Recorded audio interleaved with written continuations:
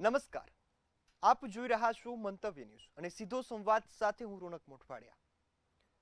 એક કિસ્સો પોરબંદરથી સામે આવ્યો, જે કદાચ તમે પણ સાંભળીને ચોંકી જશો, તમને પણ આઘાત લાગશે. આ કિસ્સો છે દુષ્કર્મનો.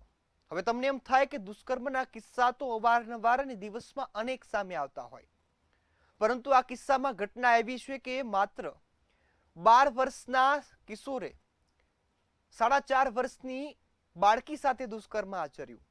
એ પણ એક વખત નહીં, પરંતુ 1 થી 1.5 મહિનાના સમયમાં અલગ અલગ વખત 3 જેટલી વખત. અને આ ઘટનાના કારણે સમગ્ર પંથકમાં ચકચાર મચી ગઈ છે. અને હાલમાં આ ઘટનાના કારણે નવી જ ચર્ચાઓ તેજ બની છે કે નાના નાના બાળકો, નાના નાના કિશોરો આ પ્રકારની ઘટનાઓ તરફ કેમ વળ્યા છે, તેની પાછળનું કારણ શું હોઈ શકે. આમ તો વૃદ્ધ વ્યક્તિ દુષ્કર્મ કરે એ ઘટના સાંભળી હતી, કોઈ યુવાન દુષ્કર્મ કરે આ ઘટનાઓ સાંભળી હતી, પરંતુ હવે નાના કિશોરો આ પ્રકારની ઘટનાએ ચડતા ચિંતાજનક માહોલ ઊભો થયો છે.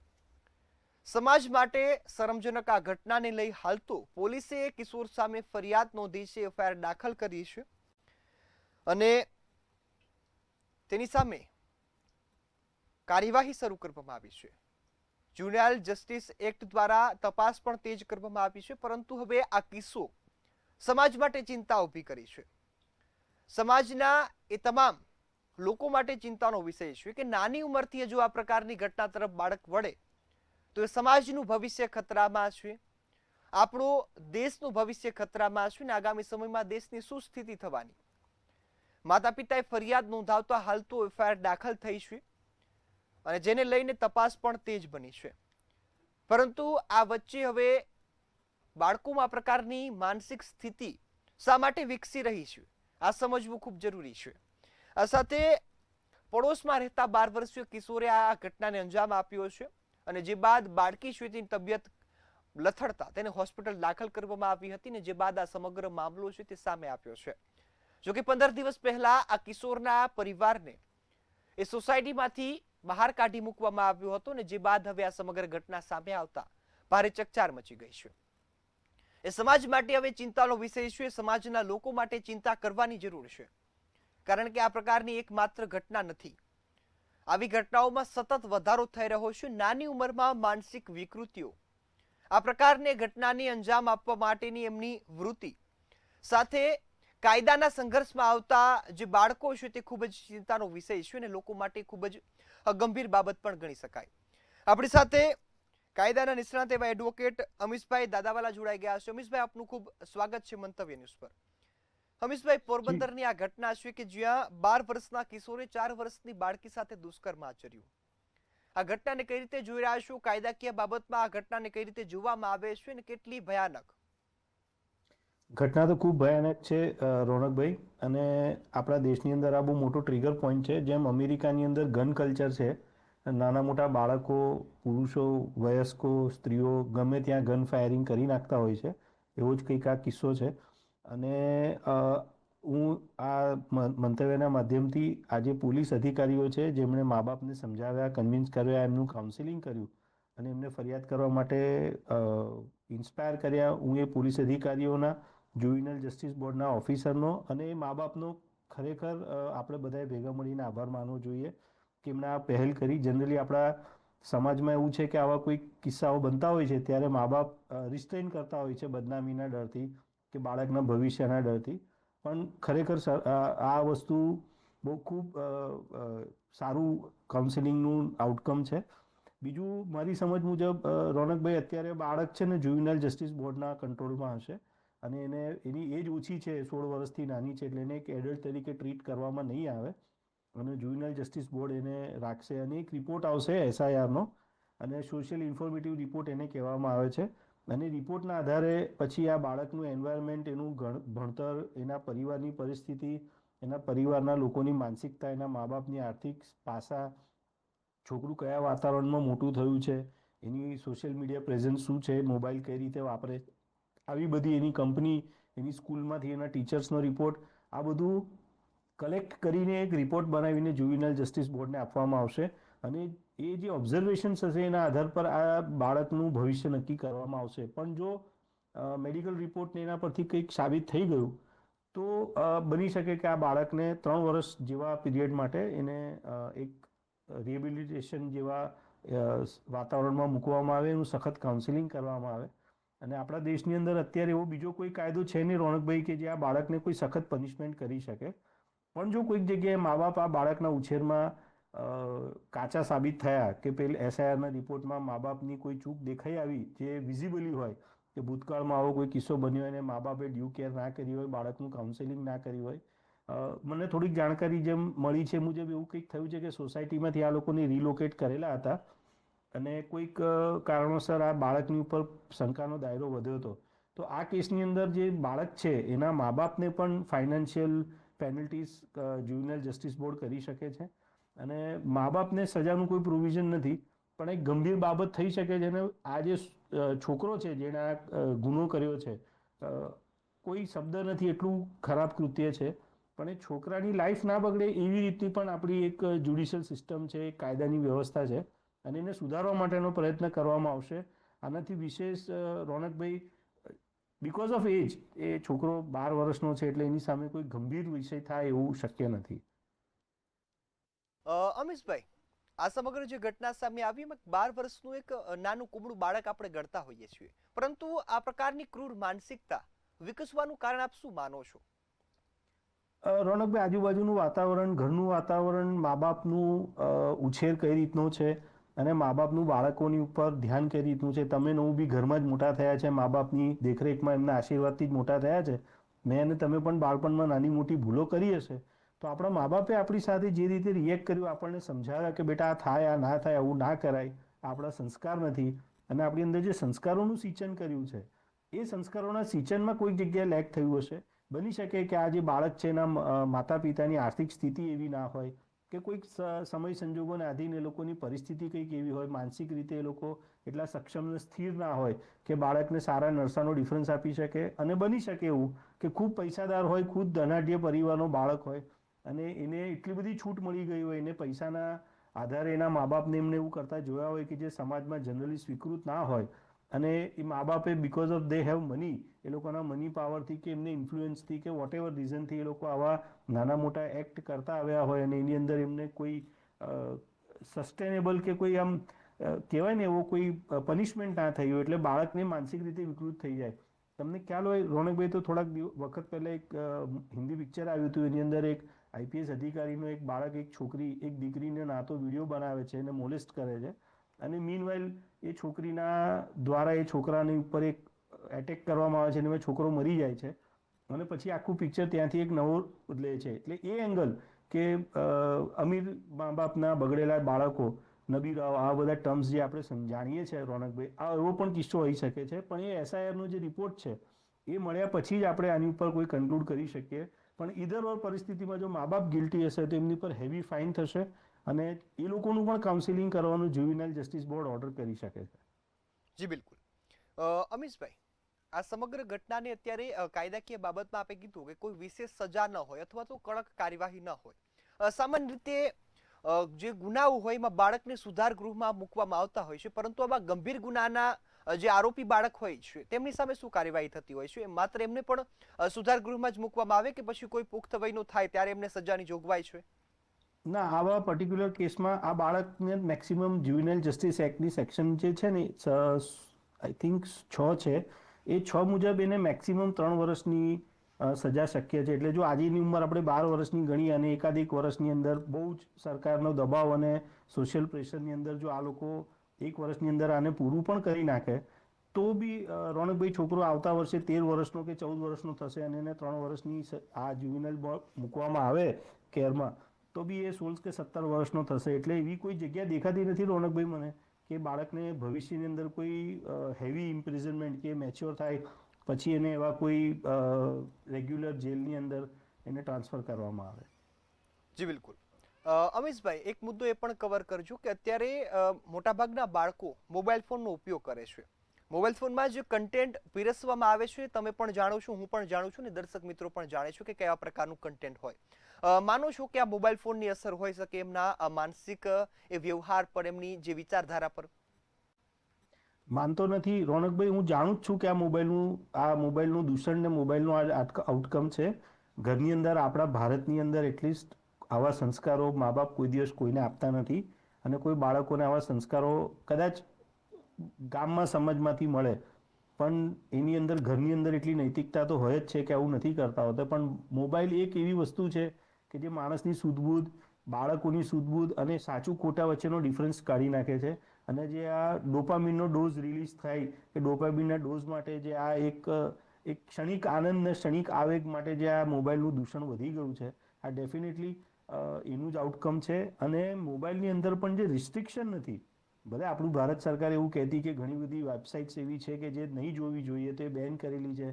હવે એક નાની ટીક આવે છે, એની પર એવું લખી દે છે કે શું તમે 18 વર્ષના છો, આપણે એને ટીક કરી દઈએ તો ફર્ધર કોઈ વેરિફિકેશન થતું નથી. અને રોનકભાઈ, એ ઇન્ફિનાઇટ ખજાનો છે કે જેની અંદર આવા કન્ટેન્ટ્સ હોય છે કે જે બાળકોને માનસિક રીતે વિકૃતિ તરફ અને એમની ઉંમર કરતાં વધારે મોટી ઉંમરના જે પુરુષો હોય છે એ લોકો કે સ્ત્રીઓ હોય છે એ લોકોની અમુક અંગત પળો અને એ બધું વસ્તુ ડિસ્ક્લોઝ કરતું હોય છે.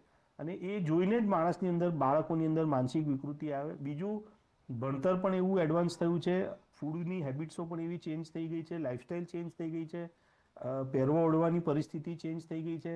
એટલે મોબાઈલ મેજર ફેક્ટર છે. પણ એ સિવાયના રોનકભાઈ બીજા બધા જે સોશિયલ ફેક્ટર્સ છે કે આજની તારીખમાં બજારની અંદર, ગામની અંદર, રોડ રસ્તા પર કપલ જે રીતે એકબીજાના હાથમાં હાથ નાખીને ફરતું હોય છે, તો એક બાળકને ક્યુરિયોસિટી થાય કે આ શું છે, કેમ આવું થાય છે.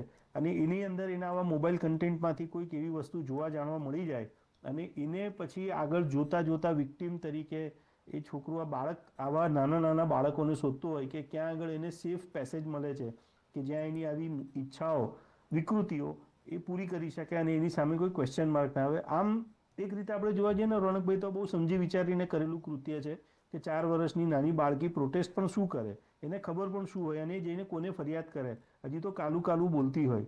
એટલે એ જે એક SIRનો રિપોર્ટ બનશે એની અંદર આ જે બાળક છે 13 વર્ષનું, આજે 12 વર્ષનું, એ બાળકની પણ એક રિપોર્ટ, સાયકોલોજીકલ રિપોર્ટ તૈયાર થશે. અને સાયકોલોજીકલ રિપોર્ટના આધારે એની માનસિક મેચ્યોરિટી બી નક્કી કરવામાં આવશે અને એ મુજબ એની જે પનિશમેન્ટ છે એ ડિસાઇડ કરવામાં આવશે. પણ રોનકભાઈ, 3 વર્ષથી વધારે હોવો એ ખૂબ અશક્ય છે. અને ફરી વખત કહું છું કે આ સોશિયલ મીડિયાનું, ઇન્સ્ટાગ્રામ જેવી વેબસાઇટ્સ જે બી છે એ લોકોનું આ સખત દૂષણ છે.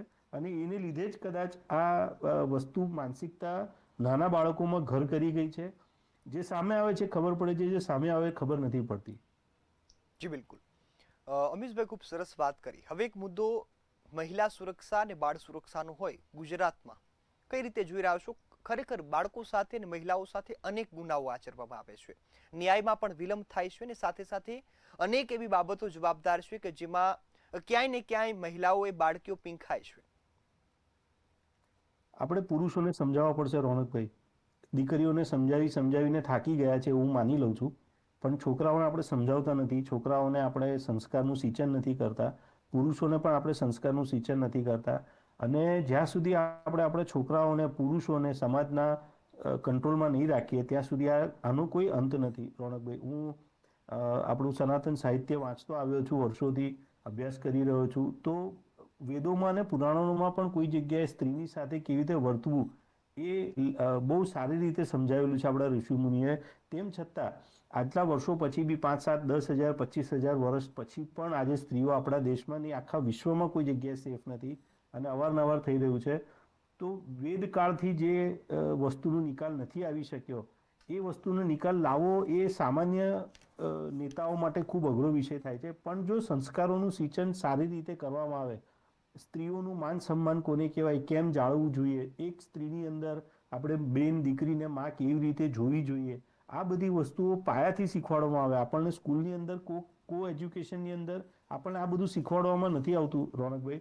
પણ જો એવા કોઈ કરિક્યુલમ એક્ટિવિટી કરવામાં આવે કે સ્ત્રીઓની ઇમ્પોર્ટન્સ સમજાવવામાં આવે. આજે પણ આપણા દેશની અંદર સ્ત્રીઓને માટે ઘણા બધા સેમિનાર થાય છે. વુમન્સ ડેના દિવસે ઘણા બધા લોના પેપર્સ પબ્લિશ થાય છે, સોશિયલ રિફોર્મ્સના પેપર પબ્લિશ થાય છે. અને આપણે દર વર્ષે કોઈ એક દિવસ આવા પેપર પબ્લિશ કરી કે આપણા વિચારો, આધુનિક વિચારો લોકોની સમક્ષ મૂકી, એક સરસ મજાનો પ્રસંગ કરી, ભોજન કરીને ઘરે જતા રહીએ છીએ. પણ ગ્રાઉન્ડ પર જ્યાં આગળ એકચ્યુઅલી નરિશમેન્ટ થવું જોઈએ, જ્યાં આગળ એન્હાન્સમેન્ટ થવું જોઈએ, ત્યાં એકચ્યુઅલી પાયામાં કોઈ કામ નથી થઈ રહ્યું. આવું હું માનું છું, ચોક્કસપણે માનું છું.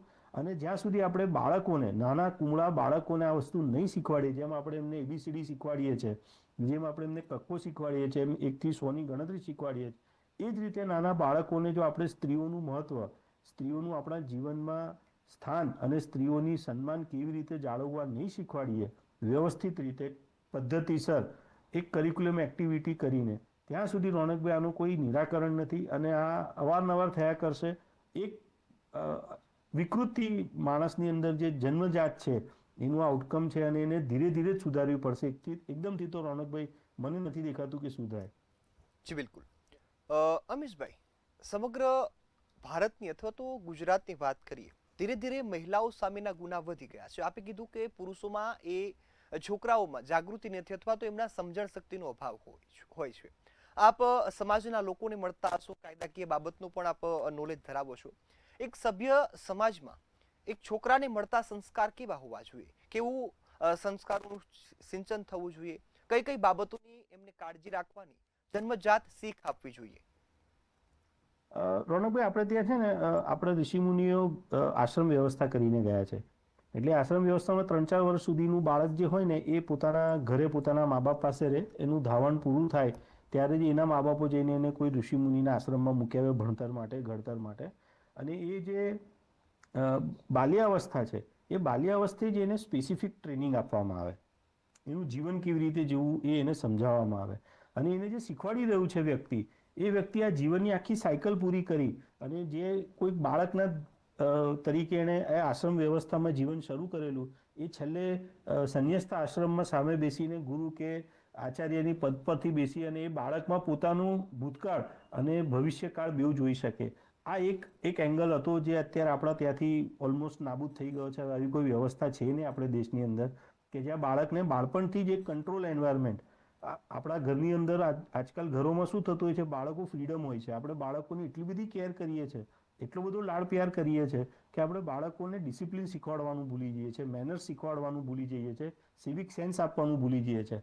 જ્યારે આશ્રમ વ્યવસ્થાની અંદર શું હતું, જેમ કે બોર્ડિંગ સ્કૂલો છે, આજે એક એક્ઝામ્પલ તરીકે રોનકભાઈ લઈએ તો તમે જુઓ, બોર્ડિંગ સ્કૂલની અંદર ભણેલા છોકરાઓ, જો તમે એનો સર્વે કરો તો બોર્ડિંગ સ્કૂલની અંદર ભણેલા છોકરાઓની અંદર જે ડિસિપ્લિન હોય છે, કે જે મિલિટરી સ્કૂલની અંદર ભણેલા છોકરાઓમાં જે ડિસિપ્લિન હોય છે, એ ડિસિપ્લિન જે સામાન્ય સ્કૂલોમાં, રેગ્યુલર સ્કૂલોમાં ભણેલા છોકરા હોય છે, એમનામાં એ મિસિંગ હોય છે.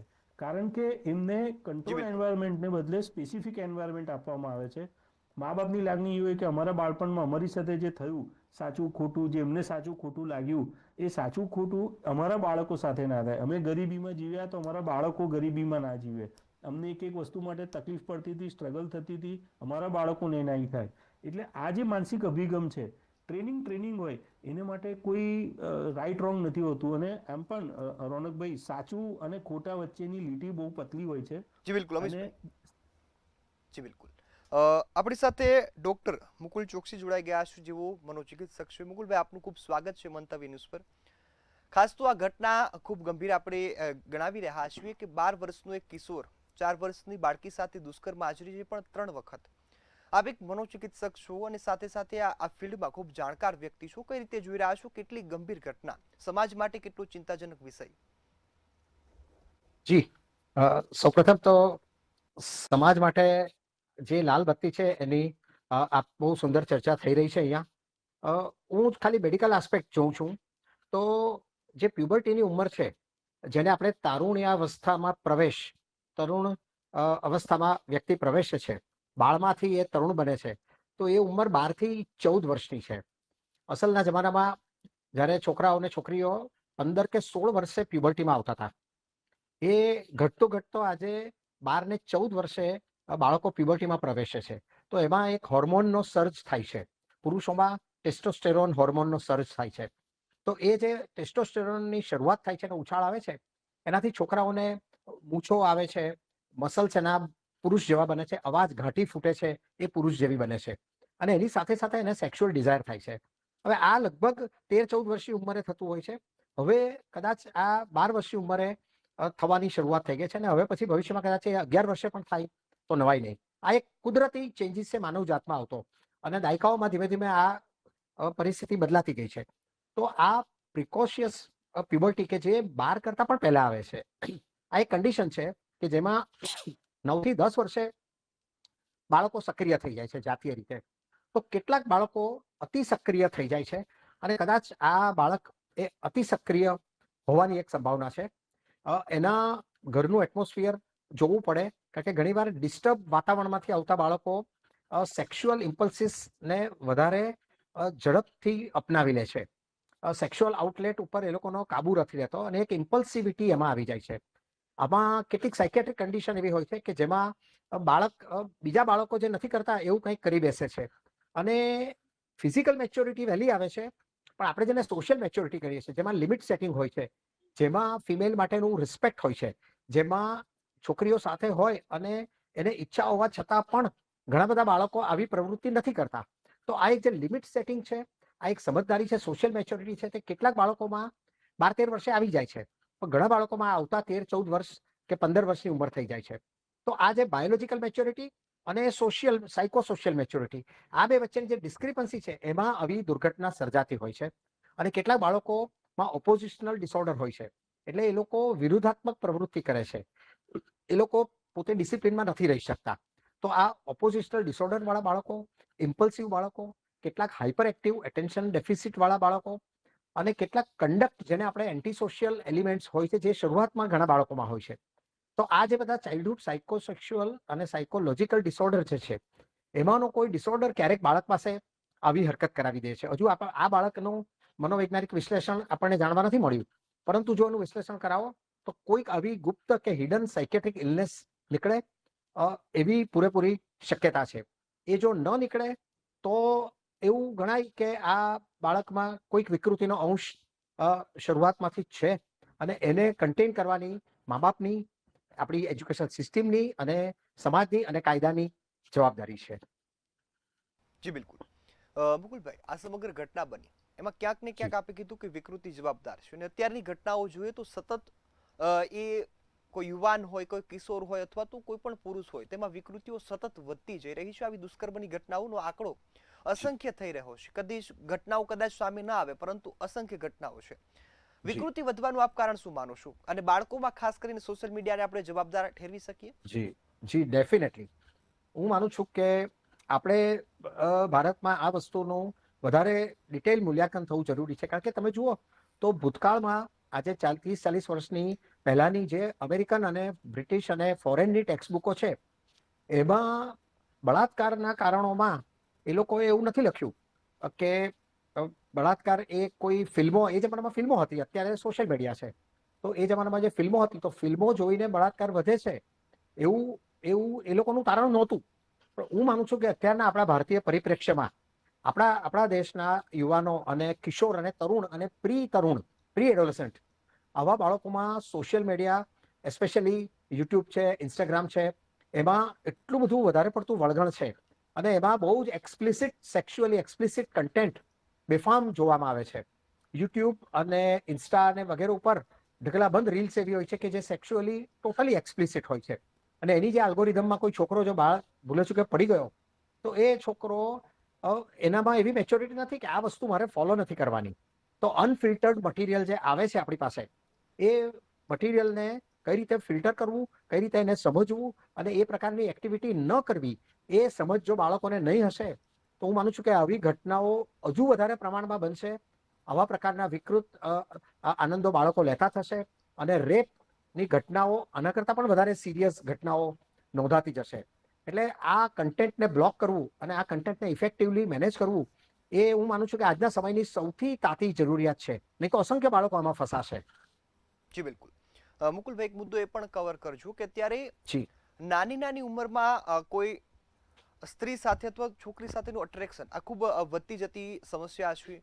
ક્યાંક એ શારીરિક સંબંધો બાંધવાની વાત હોય, નાની ઉંમરથી રિલેશનમાં આવવાની વાત હોય, આ સમગ્ર જે કિસ્સાઓ વધ્યા છે, આનું કારણ શું માનો છો? કે અત્યારે સતત ટેકનોલોજી, ફિલ્મોનો યુગ છે, ફિલ્મોને જોઈને અનુસરણ થતું હોય, અન્ય કોઈને જોઈને અનુસરણ થતું હોય, આ સમગ્ર જે તારણ છે એને કઈ રીતે જોઈ રહ્યા છો કે અટ્રેક્શન, રિલેશનશિપના કિસ્સાઓ આ તમામ અત્યારે વહેલી ઉંમરથી થવા લાગ્યા છે? જી, એક છે ને બાયોલોજીમાં એક એવું કહેવાતું કે આપણે ત્યાં લગ્નની વય મોડી થવા માંડી અને હવે લોકો 25, 27, 28, 30, 32 લગ્ન કરે છે અને સંતાન પ્રાપ્તિ પણ મોડી થાય છે. તો કુદરતે એક એવી વ્યવસ્થા કરી કે પ્યુબર્ટી એટલે કે તરુણ પ્રવેશ વહેલો કરી નાખ્યો, 12 વર્ષનો, 13 વર્ષનો, અને મેનોપોઝ મોડું ચાલ્યું ગયું. એક જમાનામાં 40-42 મેનોપોઝ આવતો, તો આજે 49-50-51 મેનોપોઝ આવે છે. તો કુદરતે ફર્ટિલિટીની ઉંમરની રેન્જ બહુ મોટી કરી દીધી છે. એટલે કે આટલી તમામ ઉંમર સુધી સ્ત્રીઓ અને પુરુષો ફર્ટાઇલ રહે છે. પુરુષોની ફર્ટિલિટી તો એનાથી બી આગળ જઈ શકે. તો આ ફર્ટિલિટીની એજ લાંબી થઈ જવાને લીધે, આ ઉંમર લાંબી થઈ જવાને લીધે વધારે પડતી જાતીય સક્રિયતા સમાજમાં આવી છે. તો આ તો એક બાયોલોજિકલ કારણ છે કે જેમાં હોર્મોનલ પરિબળો છે. પરંતુ રોલ મોડેલ, આપણા જે રોલ મોડેલ છે તે ઘણા બધા ફિલ્મોમાંથી આવે છે, ઘણા બધા રીલ્સમાંથી આવે છે. તો આ રોલ મોડેલ નાના છોકરાઓ વધારે પડતું અપનાવવામાં માંડ્યા છે અને સોશિયલ મીડિયામાં એક જોઈ જોઈને કરવાનો ક્રેઝ મળ્યો છે. તો એડવેન્ચર, હિંસા, વાયોલન્સ, સુસાઇડ, રેપ, મર્ડર, આ તમામ વસ્તુઓ સોશિયલ મીડિયા પર એટલી બધી માત્રામાં આવે છે કે લોકો એ જોઈ જોઈને કરવા માટે પ્રેરાય છે. જે સોશિયલી મેચ્યોર છે એ લોકો આમાંથી બચે છે, પરંતુ 12-14 વર્ષના બાળકોને બચાવવું ખૂબ મુશ્કેલ થઈ જાય છે. જી બિલકુલ. મુકુલભાઈ, ખૂબ સરસ વાત કરી. અમીશભાઈ, આપે પણ ખૂબ સરસ માર્ગદર્શન આપ્યું, કાયદાકીય બાબતોને સમજાવી. હાલ સમયની મર્યાદા છે એટલે કાર્યક્રમ સમાપ્ત કરીએ છીએ. આપ બંને અમારી સાથે જોડાયા અને ખૂબ સરસ ચર્ચા કરી, માહિતી આપી બદલ આપનો ખૂબ ખૂબ આભાર. જે રીતે બંને નિષ્ણાંતોએ આ ઘટનાને દર્શાવી કે ચિંતાજનક બાબત છે, ક્યાંક સોશિયલ મીડિયા જવાબદાર છે તો ક્યાંક તરુણ વયમાં એ ઈચ્છા શક્તિ અથવા તો એ થતા શારીરિક પરિવર્તનો પણ આના માટે જવાબદાર છે. જાગૃત થવાની સમાજે જરૂર છે, માતા પિતાએ જરૂર છે. તમારું બાળક શું કરે છે, શું નથી કરતું અને શું કરવા માંગે છે, આ તમામ બાબતો પર નજર રાખવાની જવાબદારી તમારી છે. આવી વિકૃત માનસિકતા ધરાવતા બાળકો પણ તમારી વચ્ચે હશે અને સારી માનસિકતા ધરાવતા પણ બાળકો તમારી વચ્ચે હશે. પરંતુ કેવી માનસિકતા વિકસાવવી, નાનપણથી જો કાળજી રાખવામાં આવે તો કદાચ આવી ઘટનાઓને બનતી અટકાવી શકીએ. આશા છે કે ફરીથી આવી ઘટનાઓ નહીં બને. આ સાથે તમામ જે માતા પિતાઓ જાગૃત થશે ને એક સશક્ત સમાજ આપણે બનીશું. આશા સાથે અહીં કાર્યક્રમ સમાપ્ત કરીએ છીએ. ફરીથી મળીશું એક નવા મુદ્દા સાથે. ત્યાં સુધી મને રજા આપશો. નમસ્કાર.